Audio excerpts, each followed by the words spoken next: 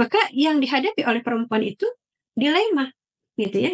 Yaitu apa? Terjadi krisis identitas pada perempuan. Kemudian disadari akhirnya atau tidak, begitu ya. Perempuan itu menjadi objek komersial, objek seksual kapitalis liberalis, gitu. Karena tadi ya perempuan itu digiring untuk bekerja, akhirnya dia dieksploitasi dan sebagainya, gitu ya. Bahkan tubuhnya juga menjadi diperjualbelikan.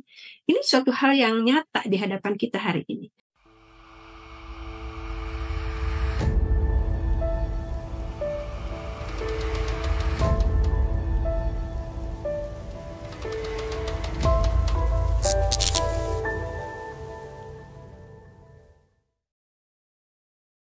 Bismillahirrahmanirrahim. Assalamualaikum warahmatullahi wabarakatuh. Alhamdulillah, alhamdulillahilladzi arsala rasulahu bil huda wa dinil haq liyuzhirahu ala dini kullihi wa kafa billahi syahida. Asyhadu an la ilaha illallah wa asyhadu anna Muhammadan abduhu wa rasuluhu alladzi la nabiyya ba'da. Rabbi shrah li sadri wa yassir li amri wahlul 'uqdatam min lisani yafqahu qawli. Rabbana zidna ilman warzuqna fahman. Alhamdulillah pemirsa mercusuar yang dirahmati oleh Allah. Bagaimana kabarnya? Semoga semuanya dalam kondisi sehat dan berada dalam perlindungan Allah. Tentunya pertama-tama kita panjatkan puji dan syukur kepada Allah yang telah mencurah limpahkan berbagai kenikmatan kepada kita, wabil khusus nikmat iman, nikmat Islam, nikmat kita bisa dipertemukan kembali oleh Allah, wabil khusus di bulan Ramadan, bulan penuh berkah.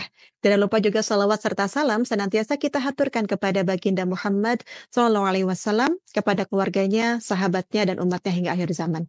Alhamdulillah pemirsa mercusuar yang dirahmati oleh Allah, kembali dalam tayangan Bedah Khilafah dan kali ini edisi Nisa.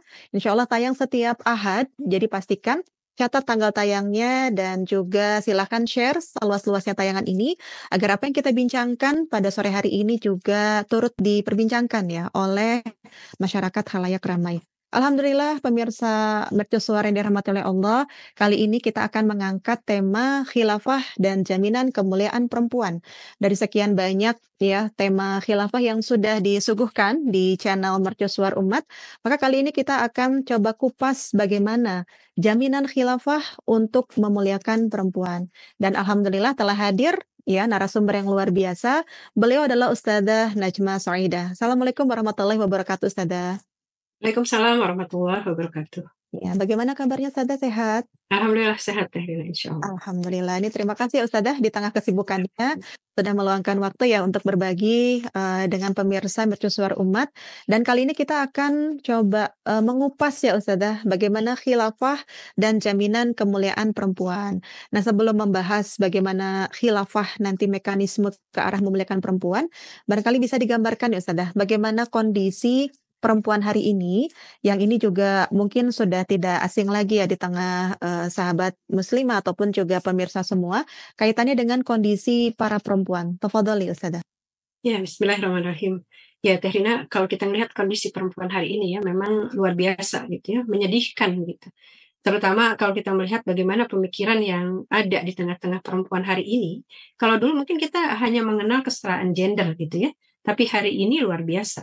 Banyak sekali narasi-narasi yang diungkapkan di tengah-tengah kita yang sebenarnya intinya sama, ujungnya sama gitu ya. Bahwasanya ketika mereka menyatakan independent woman atau my body is mine begitu ya, atau perempuan itu harus berdaya secara ekonomi dan politik, kemudian juga ke keluarga juga gitu ya, keluarga setara, pengasuhan setara. Sebenarnya itu semua ujungnya adalah ataupun akarnya itu adalah kesetaraan gender. Bagaimana perempuan itu harus mandiri, berhak menentukan begitu ya, bahwa dirinya adalah miliknya gitu ya, sehingga dalam hal ini apa yang dia inginkan itu harus dipenuhi. Demikian pula dalam hal ekonomi, dalam hal politik itu juga perempuan harus berkiprah di sana gitu ya. Sehingga mau tidak mau akhirnya perempuan itu harus digiring keluar rumah untuk bisa memenuhi ini semua. Nah, lalu ketika itu terjadi, apakah menjadikan perempuan itu mulia? Nah, kita akan lihat jawabnya ya. Fakta yang terjadi di tengah-tengah kita bahwasanya justru ketika pemikiran itu digaungkan dan itu diterima oleh sebagian ya di kalangan kaum muslimin bahkan begitu. Maka yang dihadapi oleh perempuan itu dilema gitu ya. Yaitu apa? Terjadi krisis identitas pada perempuan yang kemudian memunculkan adanya peran ganda atau bahkan triple burden ya. Ada 3 peran atau bahkan ada yang menyatakan 4 peran gitu. Jadi tidak hanya perempuan itu melakukan aktivitas sebagai ibu rumah tangga, tapi dia juga harus bekerja, di sisi lain juga dia harus berkiprah dalam aktivitas di masyarakat, begitu ya. Nah, sehingga inilah yang kemudian pada akhirnya perempuan itu jadinya mengeluh, ada peran ganda dan sebagainya. Kemudian disadari akhirnya atau tidak, begitu ya, perempuan itu menjadi objek komersial, objek seksual kapitalis liberalis, gitu. Karena tadi ya perempuan itu digiring untuk bekerja, akhirnya dia dieksploitasi dan sebagainya, gitu ya. Bahkan tubuhnya juga menjadi diperjualbelikan. Ini suatu hal yang nyata di hadapan kita hari ini. Belum lagi munculnya problem baru pada keluarga misalnya, begitu ya. Anak-anak terlantar lah, kemudian takut menikah, takut memiliki anak, kemudian munculnya aborsi, begitu ya, karena yaitu sebagai efek dari tidak mau menikah dan sebagainya. Kemudian juga yang penting lagi adalah munculnya penyakit-penyakit mental di tengah-tengah perempuan. Salah satunya adalah Cinderella Complex. Bagaimana seorang perempuan ketika sibuk berkiprah di sini dan seterusnya, maka kemudian pada akhirnya dia akan mengalami suatu kondisi di mana dia ingin dilindungi, dia ingin diakui, dan seterusnya. Inilah sesungguhnya buah dari sistem yang diterapkan hari ini, sistem sekuler kapitalisme. Yang tentu saja kalau kita lihat fakta ini tidak memberikan kebaikan apapun bagi perempuan. Iya iya, subhanallah ya pemirsa. Artinya apa yang terjadi pada perempuan hari ini itu bukan terjadi begitu saja ya atau sendirinya ya Ustazah, tapi ada serangan pemikiran yang mengerikan begitu ya dan ini dari berbagai sisi gempurannya sampai akhirnya tadi mengeluarkan perempuan dari fitrahnya, bahkan sampai krisis identitas ya, kemudian eksploitasi yang mengerikan, terjadinya permasalahan yang hari ini kita lihat sehari-hari bukan lagi di media ya Ustazah, tapi Betul. juga di sekitar kita itu real nyata terjadi, bahkan tadi sampai penyakit mental dan semuanya karena serangan pemikiran dari sistem kapitalisme sekuler. Nah, ketika kita dihadapkan pada situasional seperti ini ya Ustazah, berarti bagaimana nih menyikapi, serangan pemikiran yang ini bertubi-tubi yang tadi pengrusakannya demikian dahsyat, maka kita menyikapinya bagaimana nih Ustazah? Iya, bismillahirrahmanirrahim. Betul ya Teh Rina, luar biasa gitu ya kondisi ini. Maka ya kalau kita, melihat tadi ya banyak sekali fakta, harusnya nih ya, ketika Mhm. fakta yang dihadapi sedemikian rupa, harusnya perempuan itu berpikir begitu ya, berpikir ulang gitu, apa yang terjadi gitu ya ketika kondisi ini seperti ini. Maka tentu saja pemikiran-pemikiran atau narasi-narasi yang dilontarkan oleh kaum feminis ini harus diwaspadai oleh kita semua, begitu ya. Kenapa? Karena narasi-narasi tersebut tidak sesuai dengan fitrah perempuan.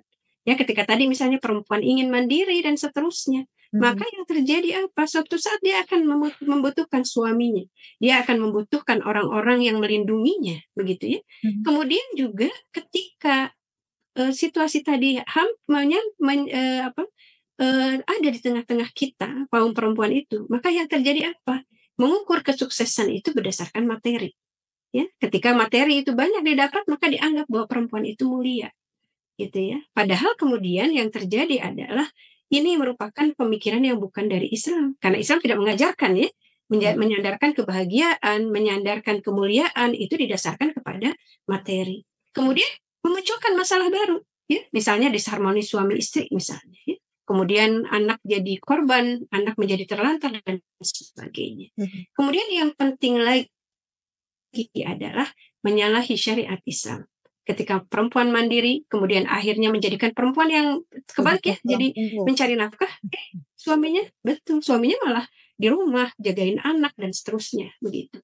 Nah inilah kemudian jadi jangan sampai kita memahami bahwasanya nggak apa-apalah keluarga ini bisa berjalan ya, dapur ngebul, tapi yang kerja istrinya. Mhm. Nah inilah yang kemudian pada akhirnya akan memunculkan permasalahan-permasalahan baru karena menyalahi syariat Islam. Nah, jika demikian adanya, begitu ya, justru malah yang terjadi apa? Banyak pelanggaran-pelanggaran yang dilakukan oleh kaum perempuan tadi terhadap syariat Islam.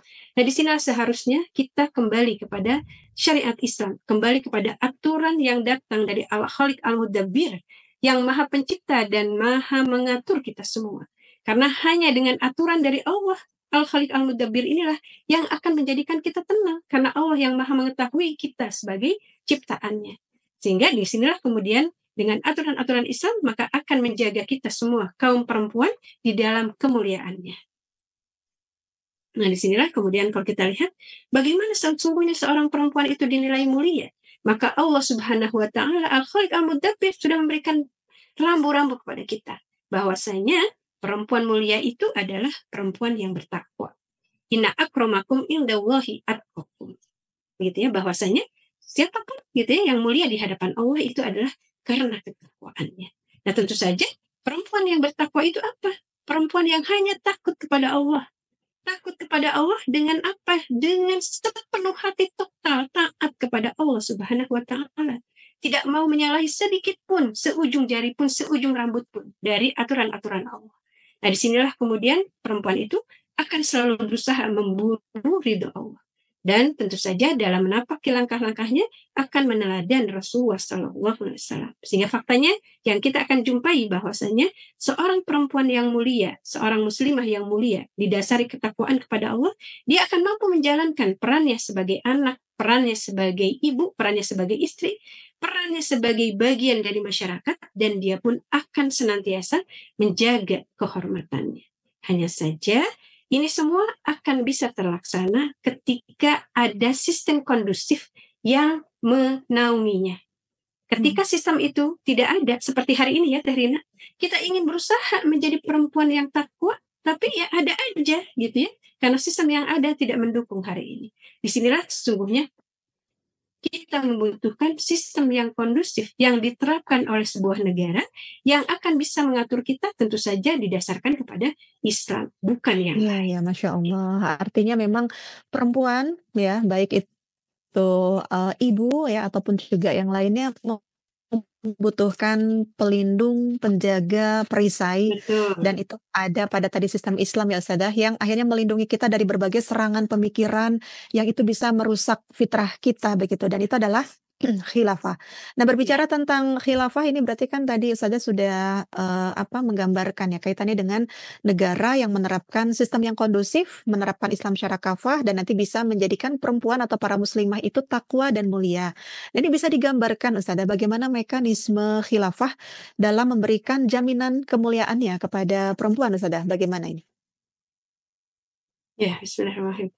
Jadi kalau kita lihat ada dua sisi ya, bagaimana kemudian khilafah itu akan menjaga kita semua, menjaga kaum muslimin. Sebenarnya kalau kita lihat tidak hanya perempuan ya, Terina yang Iya. akan dijaga, tapi perempuan maupun laki-laki itu akan dijaga di dalam Mhm. khilafah. Cuman karena kita topik pembahasannya adalah kepada perempuan, maka di sini kita akan bisa melihat bagaimana negara khilafah itu akan menjaga pemikiran umat, termasuk pemikirannya kaum perempuan. Sehingga tidak akan mudah digerogoti gitu ya oleh pemikiran-pemikiran yang tidak berasal dari Islam. Nah, disinilah kemudian khilafah itu akan menerapkan seluruh aturan yang datang dari Allah Al-Khaliq Al-Mudabbir di tengah-tengah umat. Ya, semua aturan-aturan Islam diterapkan secara sempurna. Tidak ada satupun gitu ya. Dan aturan-aturan Islam itu syamil dan kamil. Dia itu lengkap dan menyangkut seluruh aspek kehidupan. Kemudian juga khilafah akan menyelenggarakan pendidikan dengan kurikulum berbasis akidah Islam. Sehingga disinilah akan muncul keimanan yang kuat, tertancap kuat dalam diri para peserta didik. Dan peserta didik itu perempuan dan laki-laki gitu ya. Dan termasuk di situ perempuan. Jadi dari sejak kecil, dari sejak di pendidikan dasar, kemudian pendidikan menengah dan seterusnya, pemikirannya akan terjaga dengan pemikiran Islam. Tidak Iya. mudah dirasuki, tidak mudah digerogoti oleh pemikiran-pemikiran yang bukan dari Islam. Karena kurikulum ya berbasis akidah inilah yang akan menguatkan mereka. Kemudian juga khilafah akan beriayah media massa sehingga konten yang dihadirkan itu tidak akan menyimpang dari syariat Islam.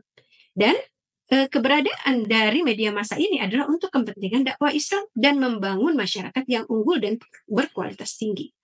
Luar biasa ya kalau kita lihat hari ini gitu ya bagaimana media sosial sedemikian rupa gitu ya. Ketika negara itu membiarkan tidak ada kontrol sama sekali begitu ya, yang terjadi apa? Kerusakan di tengah-tengah masyarakat. Pemikiran-pemikiran yang rusak itu akan menyebar, tapi dengan khilafah maka dialah yang akan mengontrol semua pemikiran-pemikiran yang ada di tengah-tengah umat termasuk yang ada dari media sosial ini atau Mhm. media massa begitu ya. Negara akan meriayah secara sepenuhnya. Nah, kemudian juga khilafah akan melarang segala bentuk propaganda yang menyebarkan pemikiran yang tidak sesuai dengan syariat Islam. Mhm. Ya, yang itu tentu saja akan merugikan generasi gitu ya. Kalau kita lihat luar biasa bagaimana propaganda itu terjadi ya. Kalau kita lihat kesetaraan gender dan sebagainya tadi gitu ya, kemandirian perempuan tidak hanya dialami oleh orang-orang yang sudah berkeluarga, sudah dewasa ya, sudah punya anak dan sebagainya, tapi oleh anak-anak muda juga hari ini gitu yang tidak mau diatur dan sebagainya begitu ya. Itu salah satunya dari pemikiran-pemikiran ini. Kemudian juga yang penting lagi bahwa khilafah akan memberikan sanksi tegas kepada individu-individu ataupun organisasi yang menyebarkan ide-ide atau pemikiran-pemikiran yang tidak sesuai dengan Islam. Nah, sehingga dengan begini, maka insya Allah akan terjamin ketinggian pemikiran umat ketika itu terjadi di tengah-tengah umat. Kemudian juga Islam ataupun khilafah itu akan menjaga kemuliaan perempuan dengan apa? Dengan menerapkan seluruh aturan-aturan, menerapkan seluruh syariat Islam yang berkaitan dengan penjagaan terhadap kemuliaan perempuan. Misalnya pengaturan kehidupan khusus ya, Terina, ada yang ketika misalnya kita masuk ke rumah orang lain atau kita masuk ke kamar saudara kita misalnya ya, yang perempuannya saudara kita, maka kita akan mengetuk pintu terlebih dahulu. Aturan itu luar biasa. Ya. Jadi jangan dianggap remeh ya, aturan seperti itu. Justru itu bentuk penjagaan kepada kehormatan perempuan dan kemuliaan perempuan. Kewajiban kita menutup aurat, kewajiban kita memakai pakaian muslimah, begitu ya, itu juga bentuk penjagaan dari Islam untuk kita semua. Kemudian khilafah juga akan menjamin terlaksananya tugas utama perempuan sebagai warabatul bait, mewajibkan suami mencari nafkah. Negara juga akan menyediakan lapangan pekerjaan bagi laki-laki. Nah, sehingga dengan demikian perempuan-perempuan itu akan lebih leluasa untuk mengurus anak-anaknya, mengurus rumahnya, dan memenuhi segala tugas-tugasnya karena dia juga bagian dari masyarakat, dia berdakwah dan sebagainya. Tidak disibukkan dengan perannya mencari nafkah karena itu adalah tugas dari suaminya. Demikian pula khilafah akan menjaga keamanan bagi kaum perempuan, baik di dalam rumahnya juga di luar rumahnya. Ya, di dalam rumahnya dijaga.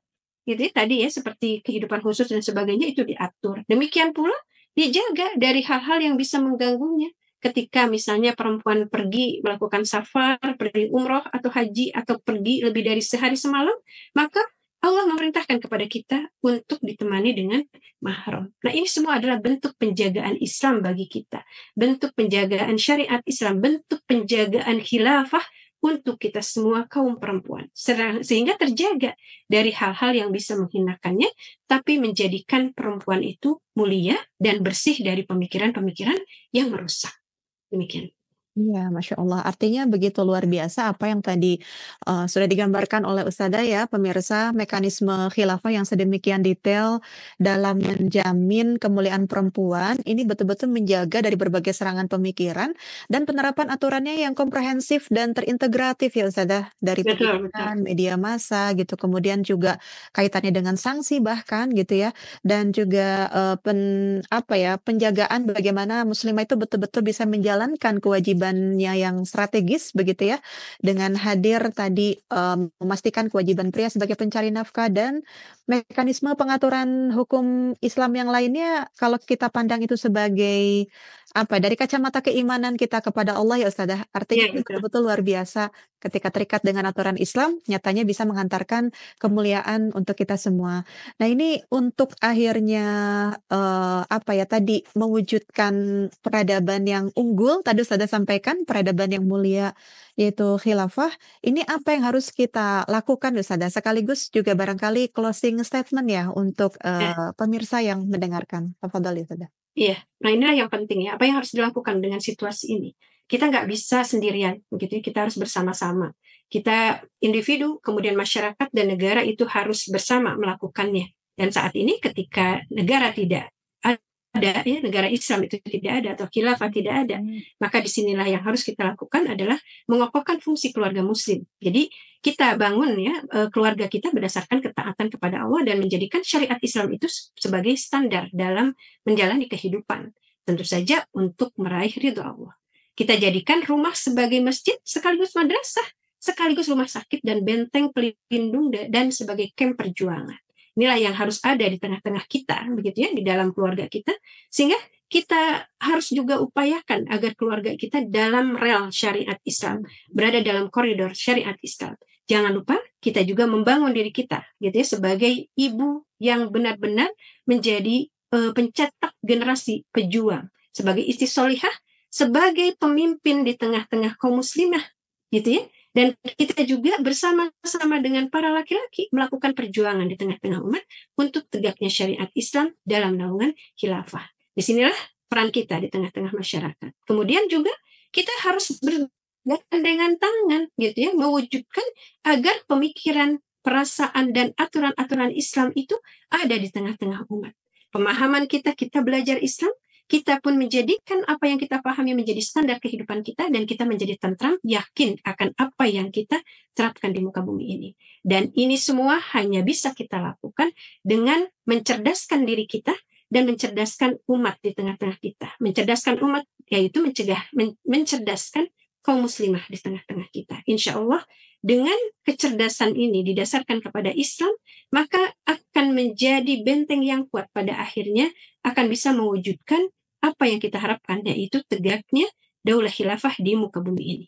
Nah, disinilah kemudian saatnya kita semua harus sadar bahwa hanya dengan sistem Islam sajalah pemikiran umat itu akan terjaga. Pemikiran kita, kaum perempuan pun akan terjaga. Sehingga tidak akan mudah tergoyahkan, tidak akan mudah digerogoti oleh pemikiran-pemikiran yang merusak.